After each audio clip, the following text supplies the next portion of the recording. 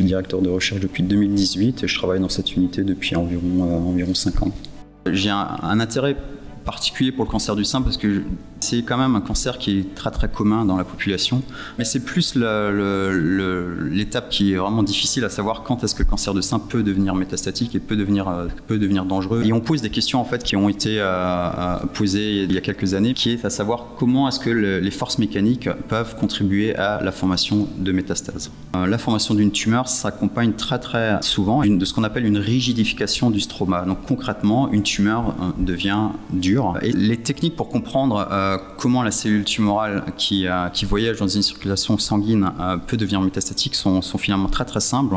On utilise très régulièrement des poissons, des embryons qui auront les vaisseaux sanguins fluorescents. Donc ça nous permet de vraiment cibler par des approches de microscopie rapide, mais également des approches de microscopie tridimensionnelle. On va pouvoir représenter cet environnement, de vraiment comprendre ce qui se passe.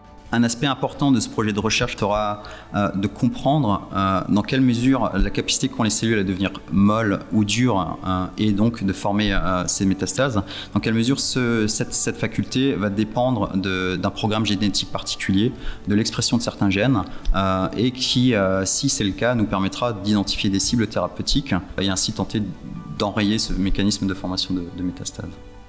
Donc ce prix est important à mes yeux. C'est un prix qui provient directement de donateurs, des gens qui sont finalement conscients de la pathologie humaine et qui sont prêts à soutenir la recherche fondamentale. C'est cet aspect-là qui moi, me tient particulièrement à cœur.